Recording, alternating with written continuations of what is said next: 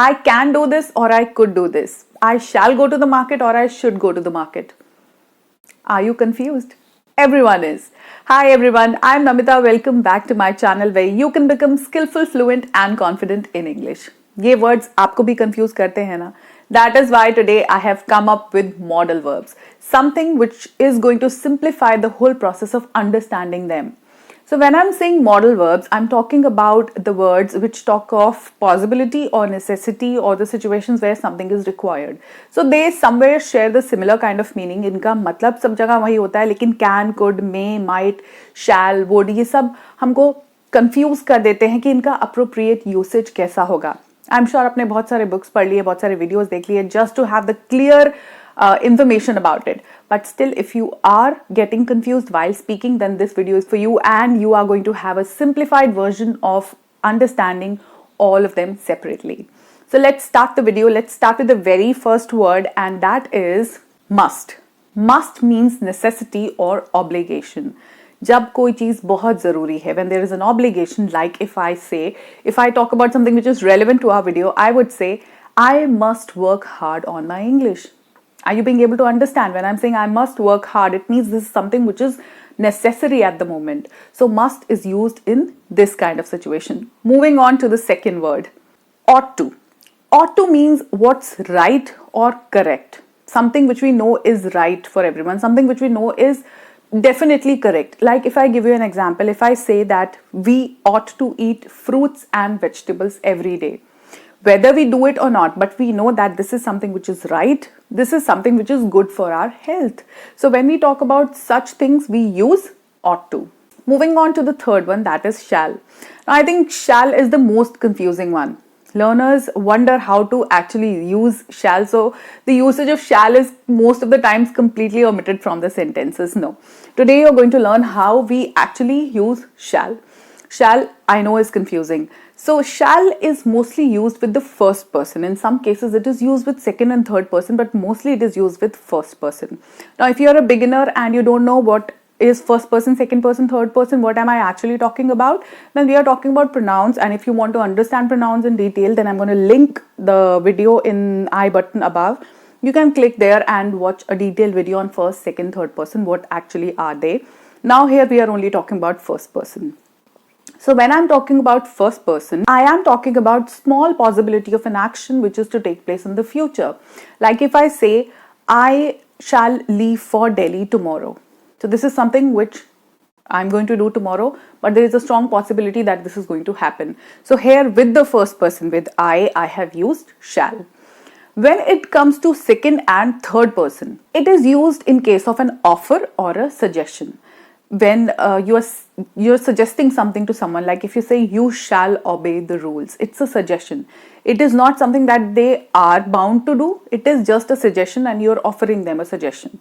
So this is how we use shall. Mostly with first person, when I'm talking about myself or ourselves, like we are a few people, we use shall. So it is mostly used with them. But if you're talking about some suggestion or something, an advice kind of thing to someone in front of you, to the second or third person, then we use it as, then we use shall there. Okay, let's move on to the fourth one now. Should. Should we use for an advice or an uncertain prediction. Something which you are advising to someone. Like these days we get to hear a lot about this sentence. Let's talk about it. We get to hear that you should not eat junk food. Very common. Along with it comes, you should drink a lot of water every day. All right. And another way we can say that when I said an uncertain prediction. So in that case, we can use Ram should be here by 2 p.m. Now this is an uncertain prediction that I have. Are you getting my point, what I'm saying? So this is how we use should. This is mostly an advice. This is not something which is a must. So that is the difference between must and should. Moving on to the next one. This is will. Now will is used for willingness, certain prediction or a promise. Like in should, I told you that we use it for uncertain prediction, but will is used for certain prediction or willingness of something. Like if I say that she will be very happy after receiving the gift. So this is something which I have predicted. It's a certain prediction. When she'll receive the gift, she will be happy. Or I can say I will catch the bus I will catch the bus to work, simply. So I will catch the bus to work. This is how we use will mostly with our sentences. Now will के साथ में ही let's move on to would. Would is actually the past form of will. जैसे will को हम यहाँ पे use कर रहे हैं ना, would is generally used for requests, invitations or making arrangements. But as I said, it is past form. Like let me give you an example and this will make it clear to you. If I say every summer we would go to the hill station. Now this is something which happened, right? Which used to happen. Maybe I'm talking about childhood. So this is something which I'm using in past form. But as I said, it is used for making requests. So I can say, would you please be quiet? Or would you please pass me a glass of water? So in these kind of sentences, everyday sentences, we use would. Moving on to can. I think can is the least confusing of all of these. It is used for request or ability. That is what we use it mostly for. If I say that she can speak a lot of different languages, that is talking about her ability. Can we go to the party please? Here we are using it for request. Understanding? So I think can में ज़्यादा confusion नहीं होता है. Can को सब लोग ठीक use कर ही लेते हैं when we talk about ability. Let's move on to the next one.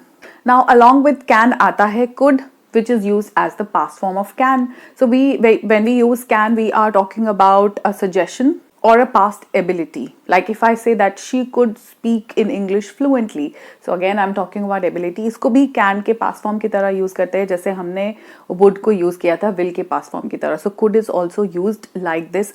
Moving on to may. When I say may, I am talking about permission और फ्यूचर पॉसिबिलिटी. सो यहाँ इसमें भी थोड़ा सा कंफ्यूजन रहता है लर्नर्स को.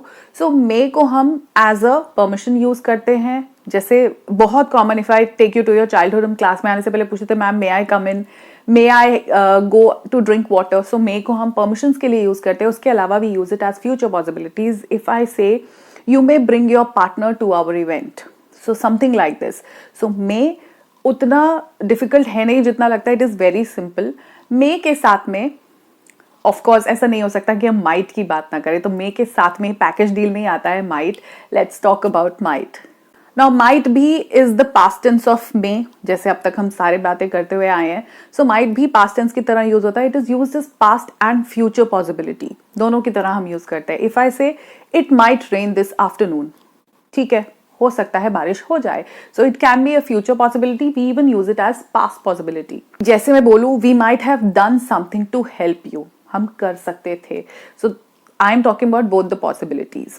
Alright, so this is how we use all the modal verbs. ये काफी सारे verbs हैं जो cover up हो जाते हैं, which you can use very easily in your everyday sentences. I hope this video was helpful for you. If you like this video, you know what you are supposed to do. You're going to hit the like button and please leave a comment in the comment section below, letting me know the topics of your interest so that I can make videos which are relevant to you. So you can consider subscribing to the channel. I am going to see you in my next video. Don't forget to keep practicing English. Start speaking shorter sentences. And take care of yourself. Don't forget to love yourself. Bye-bye.